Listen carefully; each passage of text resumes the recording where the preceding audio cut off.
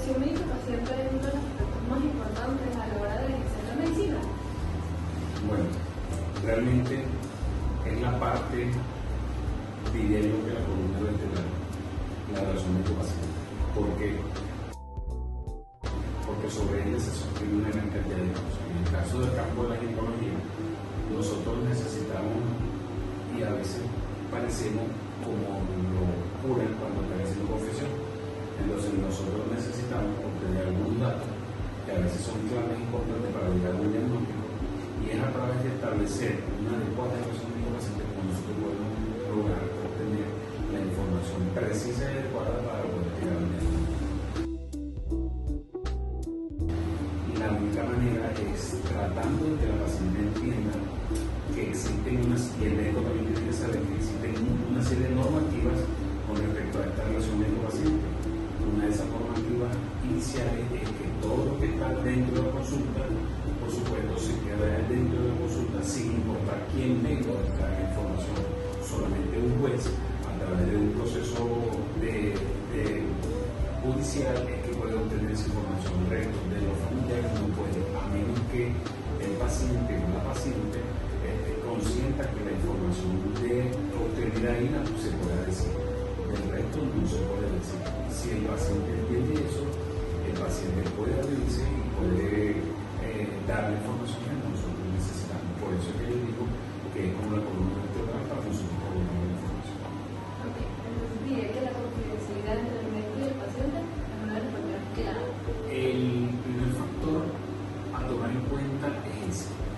El segundo factor a tomar en cuenta es que, así como te dije, de que parecemos como locura, una diferencia que nosotros le hacemos marcar bien al paciente es que nosotros como médicos, como mujeres ginecólogos, también podemos estar sometidos a los mismos procesos que pueden estar sometidas las pacientes. Es decir, uno también puede pasar por algunos diagnósticos que las pacientes pueden pasar.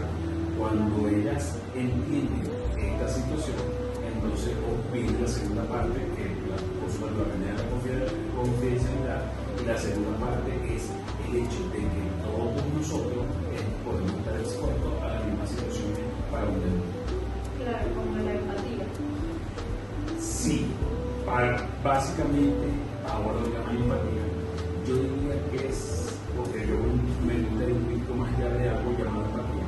Me gusta ir a lo que es la paciente y su entorno para poder obtener los diagnósticos correctos y para poder saber cómo voy a actuar. Te explico.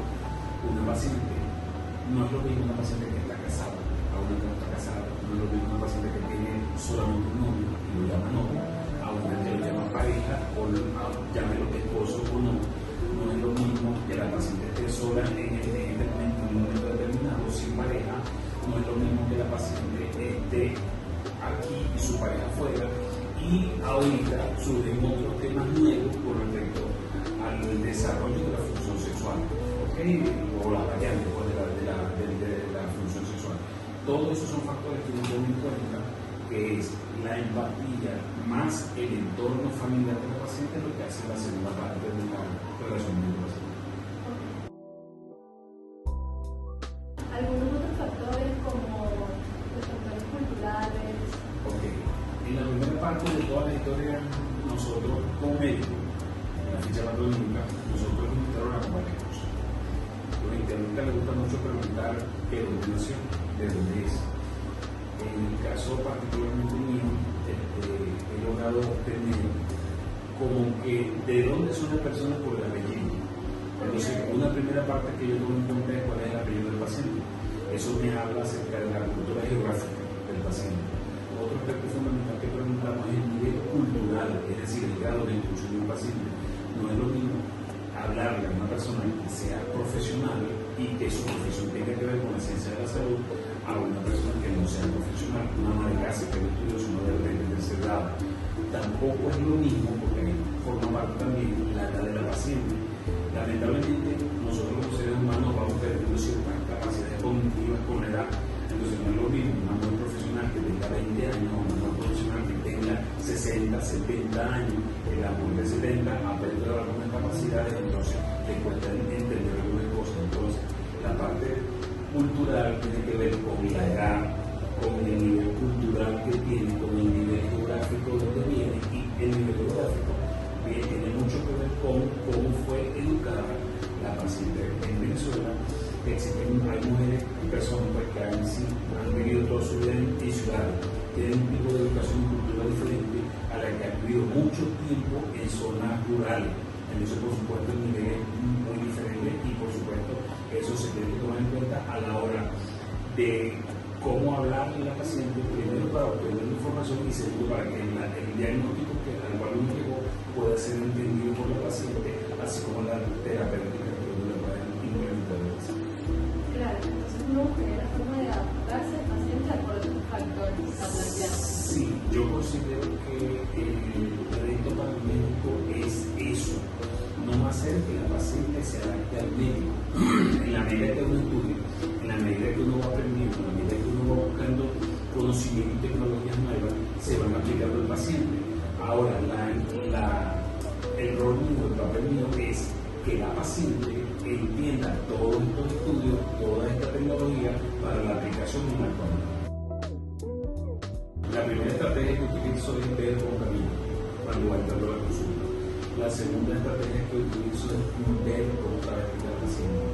La tercera estrategia que utilizo es buscar el nivel de educación de la paciente para poder luego hacer el mapa completo de la paciente. Después de eso, evidentemente me interesa saber cómo y dónde vive y dónde vive la paciente. La última estrategia que hago es que cuento a la paciente algunas anécdotas que uno ha tenido con pacientes o uno mismo para que la paciente entre en confianza, para que la paciente entienda que uno, por el terapeuta, precisamente uno también está pasando ciertas situaciones y que hay otras pacientes que pueden estar pasando por una situación como la que está pasando en la actualidad. Un ejemplo bastante práctico fue que esta mañana, por ejemplo, tuve que hacer un CERCLAS en Valencia, en el público solamente tenemos dos médicos, mi persona y dos porque yo fui el primer. Entonces, el CERCLAS es un procedimiento que se hace cuando el útero, el cuello del útero es insuficiente para mantener el embarazo. Y el embarazo se pierde como consecuencia porque no se puede mantener cerrado, se le pone una cinta alrededor del cuello del útero.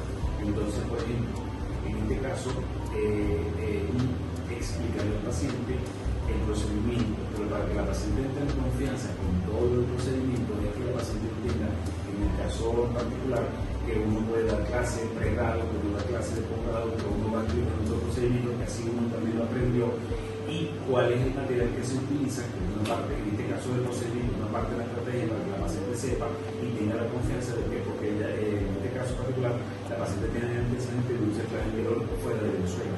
Entonces, explicarle que es una tecnología, es una técnica implementada en un doctor aquí en Venezuela, sobre todo aquí en Valencia, de la cual yo aprendí y la cual así la reproduzco para que la paciente pueda tener el éxito de su embarazo. Pues en este caso, la paciente entiende lo que uno le va diciendo, se somete al procedimiento quirúrgico y tiene la confianza para poder hacer el procedimiento completo y terminar el embarazo con el mismo médico que la hizo. O sea, buscar primero ganar la confianza del paciente.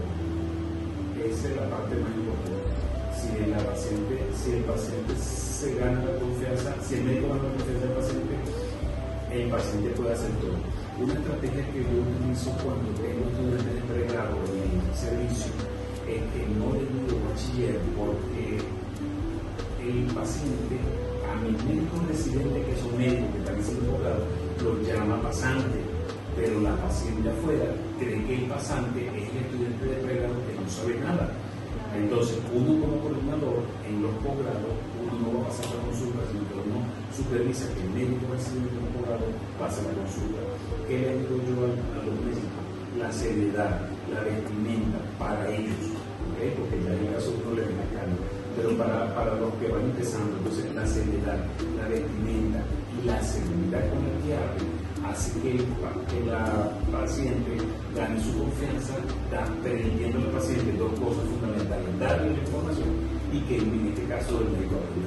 Nosotros en el nivel de Venezuela tenemos una gran diferencia muy importante y marcada a nivel mundial con respecto a la salud, es que cuando el médico tiene su título, cuando el estudiante tiene su título de médico general, médico cirujano aquí en Venezuela, ese médico ya ha tenido una gran cantidad de partos, que ha hecho una gran cantidad de procedimientos que en otros países no se le ha permitido por la situación que tú estás contando del paciente, mientras que aquí en Venezuela sí, pero la diferencia entre esos dos estudiantes de pre o estudiantes de posgrado está en la seguridad que ese estudiante le manifiesta al paciente. Entonces el paciente, entendiendo que ese médico o ese estudiante de pregrado obtiene el conocimiento que debe ser para poder ser atendido por el paciente.